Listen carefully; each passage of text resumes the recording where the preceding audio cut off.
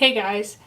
Well, I am just so excited to be sharing with y'all today my game, and I'm really excited about this assignment because I'm able to pull in my love of creativity and movie making to bring to you hopefully the most epic play therapy game extravaganza you have ever witnessed before in your life.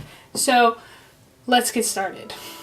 The client population that we are looking at are victims, or rather survivors, of human trafficking, and specifically looking at kids because we're focusing on play therapy and the game aspect of incorporating that into treatment. Although I could probably think of several adults who wouldn't mind playing games in their treatment as well. So here are a few things that I would like you to know about this population. First, there are approximately 21 million people trapped in slavery in the world today. Next, human trafficking can include several different forms of exploitation, such as sexual, labor, exploitation, criminal involvement, arrangement of marriages, organ donation, and forced military service. So wanting to highlight that it's not just sex trafficking that we're talking about, but many different forms of exploitation. And in 2005, the U.S. Department of State reported that 50% of trafficking victims internationally were under the age of 18. So if you take the number, about 21 million people, and divide that by half, you're looking at about 10.5 million kids. Many of the articles that I found lacked in research on trafficked children, even though half of the population of this population is kids. Very little of the research focused on kids and more of it focused on adults, and specifically women. And also a lot of times with the treatment, they focus more on things such as job placement and kind of the reintegration aspect of making sure they have what they need and that they're safe, which those things are all important, but sometimes they don't focus as much on the emotional impact that human trafficking can have. Next, trafficking causes numerous adverse consequences. First, trauma, and then also dependence on illegal substances, pregnancy, HIV, mental consequences such as depression, loneliness, and loss of interest, discrimination, aggression and bullying, social withdrawal, high-risk behavior, and poor performance in school and extracurricular activities. As we move forward, I would like to focus on the first consequence, trauma. I mentioned that there's been little research done for survivors of human trafficking. However, trauma-focused cognitive behavioral therapy has shown to be an effective treatment for trauma. And there have also been several researchers that have taken the time to see how this might apply to those who are survivors of human trafficking, and it shows to be promising. And so as we move forward, we're going to think through this process through the trauma lens, if so to speak. So what's cool about this is that as you will see, that this could work with many populations who have experienced trauma, not just victims of human trafficking. The creators of trauma-focused cognitive behavioral therapy actually created it with the intention of using it with children who had been sexually abused. And it was only kind of created, I guess you could say, in the last 8 or so years. It's still a relatively new thing. However, I think there are several components of TFCBT that are useful with victims of human trafficking. And I will say as well that a lot of the literature of people who have explored effective treatments for victims of human trafficking would also agree that TFCBT seems to be one of the most promising treatments or therapies for them as well. And so just really quick, a brief overview of TFCBT. TFCBT can be remembered through the acronym PRACTICE. There's actually 2 P's in the beginning. Psychoeducation, parenting skills, relaxation skills, affective modulation skills, cognitive coping skills, trauma narration and processing, in vivo mastery of trauma reminders, conjoint child-parent sessions, and enhancing safety.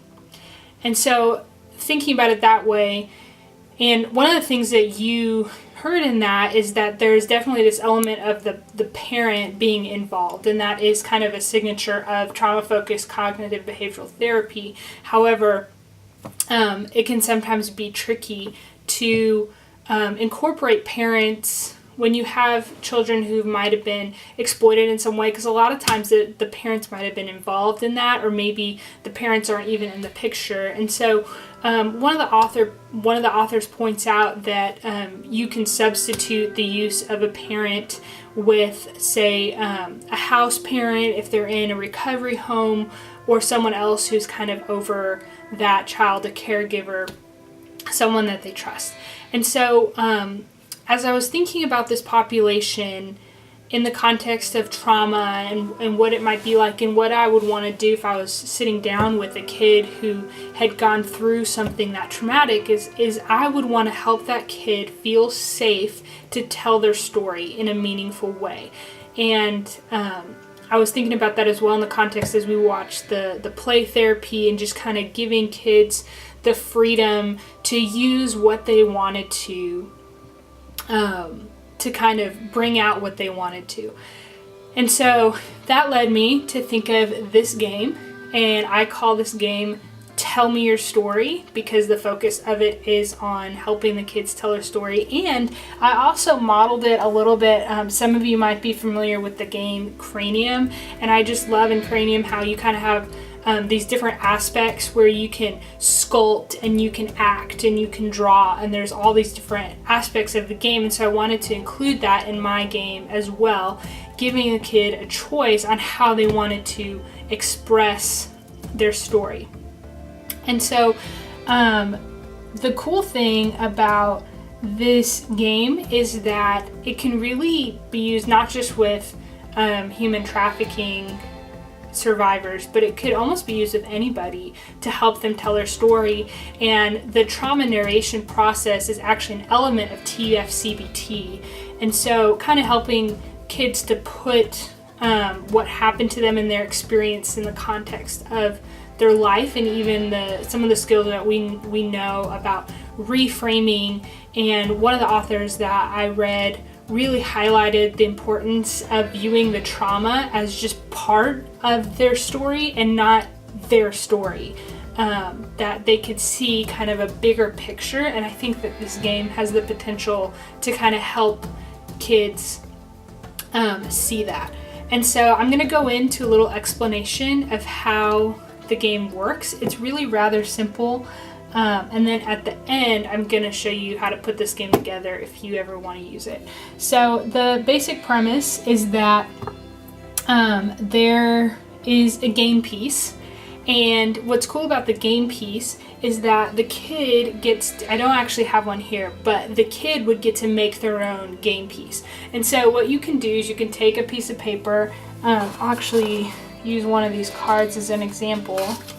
You can take a piece of paper and fold it in half, and then let's do it. You can fold it in half and kind of create a base on the bottom, or you could get card holders to use as the base as well. But the idea would be that there's something that they can move around like this, but they can draw whatever they want to represent their game piece, whatever is meaningful for them. And so it could be themselves, it could be an item, it could be another person, it could be an animal, whatever they want, they get to decide, and that's going to be their game piece that they move around the board. And so quite simply after that, there's a dice, and I made this dice using some colored stickers, and you just roll the dice, and whatever color it lands on, you start here at the bottom, and whatever color shows up, the kid is going to move their piece to that color. And once they move their piece to that color, or actually rather before they move their piece to that color, they're going to pick up one of these cards, and there are cards that match with every single color. And so, sorry if this is confusing, but what happens is they'll pick up the card, and once they do what's on the card, then they get to move to that color. And they'll move all the way around the board to the finish. And so these cards, there's 5 different cards. And with each of these cards comes different things that the kid can draw. They'll have a choice. They can draw, they can sculpt, they can act, or they can just simply use their words, whatever they want. And so the descriptions are pretty open-ended in the beginning, and that's intentional. And what's cool about this game is that you can actually go in and fill in whatever you want. I'm gonna show you the ones that I came up with, but you can tailor them to the kid. You can make them, you can do whatever you want to help you reach out to this kid. There's imagination cards, identity cards,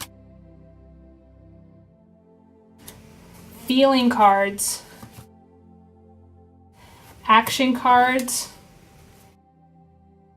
and life cards.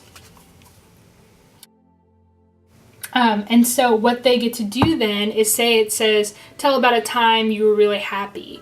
Well, maybe there's a picture that they have when they got to go get ice cream one time, and that was a really happy memory for them. So they could choose to sculpt an ice cream cone, or they could draw it, or they could just tell you, or they could act it out, whatever they want to do, whatever they feel comfortable doing. Then once they do it, they get to move to that space on the board, and then they're going to roll again. And they're going to make their way all around the board until they get to the finish. Now, there's a color on the dice for every single one. There's 5 colors, and there's black on here as well. And so what black does is, black basically means you get to do whatever you want. And I actually got that idea from a 10-year-old boy when I was talking to him about this game, and he said, you should have something where they just get to do whatever they want. You don't tell them, they just get to do whatever. And I said, I like that idea. And so with the black, they don't have to pick a card. They just get to pick whatever they want to sculpt, draw, act out, or say to you. It's their choice. And then once they do that, the black is also kind of a special one, because once they roll the black, they will do the activity, and then right after they do the activity, they will roll it again, and whatever color comes up, so say it's a yellow, whatever color comes up, they'll get to go 2 of those. So they'll get to go even further around the board than if they had another color. And again, I'll have these instructions available to you in a handout, but hopefully that makes sense, that they would be able to go 2 spaces of that color instead of 1 space of that color. And so this game can be played with a group. This game could be played with just you and the I'd like to point out just a few more things about this game. First of all, I want to say again that the whole purpose of this game is to provide the child an opportunity to express different elements of their story without feeling pressured to share certain parts, but the cards kind of allow them to pick and choose what do I want to share and how do I want to express it, with the hope that you get to build that relationship with the child, get to understand different things about what they like, what they don't like, what is their home life like from their perspective, what are their experiences, how do they process their feelings. So some of the feeling cards asking, when have you felt sad, when have you felt angry, when have you felt happy, some of those things to show how does the child process their feelings. We have identity cards as well that focus on what do you like about yourself, what don't you like about yourself, to see kind of how they see themselves in the process of their narrative and in their story. So you can kind of hear a little bit of narrative therapy coming through as well in this narration, this trauma narration process. And so just to remember that this game is not designed to bring any pressure to the kid to get them to do anything or say anything, but just to give them a chance to really have fun, hopefully provide a safe environment for them to reflect on things, to be creative, because a lot of times kids like to do things with their hands and like to draw and express things in that way, instead of just using their words. So hopefully be able to get some insight into that as well. Just keep in mind, if you do this with a group, keep in mind who you're with. And as far as confidentiality, I could see it working in a group if you were maybe in kind of a residential facility, or if I was perhaps in a recovery home where there were kids who had all kind of experienced the same thing, and maybe you would play this game together and they kind of lived with each other and knew each other and had some of that trust built, and you were working with a group, then maybe that would be appropriate. But you want to be really careful about what may or may not come up while you're playing this game. And as far as too, just seeing if it would work across cultures. I'd be interested to see that. I mean, the game is designed to highlight different aspects of people's lives that are hopefully universal, that these questions are universal and don't just even apply to human trafficking, but could apply to anyone experiencing trauma. But then the cool thing about it is that you could modify this game. If you were working with somebody, you could change these cards and ask more specific questions on them. If you were trying to get somebody to think through some very specific situations or relationships, you could actually tailor these cards and these questions to their situation. Okay, really quick, I want to show you guys how you can make this game on your own. So the first thing that I got was some black poster board, and I decided to make it a circular shape, but you can do any shape that you want. The next thing I got was stickers, and I'm going to show you the actual specific poster board stickers right here that I got, and they came in these shapes, which was awesome. It made it easy to use. And I also used these stickers to make the dice. And so I'm actually really proud of this color. I just bought a regular dice with the dots on it, and then I used the colors from these stickers and I cut out squares and just stuck them on. So that's how I made the colored dice. And then I got neon index cards, which I actually already had at home, and they corresponded nicely with the colors. And so again, the great thing about this game is that you can use however many colors you want. You could make the cards say anything you want depending on the kid as well. And then I got a pack of Play-Doh right here, and I already had some crayons because I really like to color. So crayons and paper, and then I also just, whatever you want to use for the game piece, if you want to use that. So that's really all it was. All that I really had to buy was the poster board and the dice and the Play-Doh and the stickers, and I pretty much had everything else with me.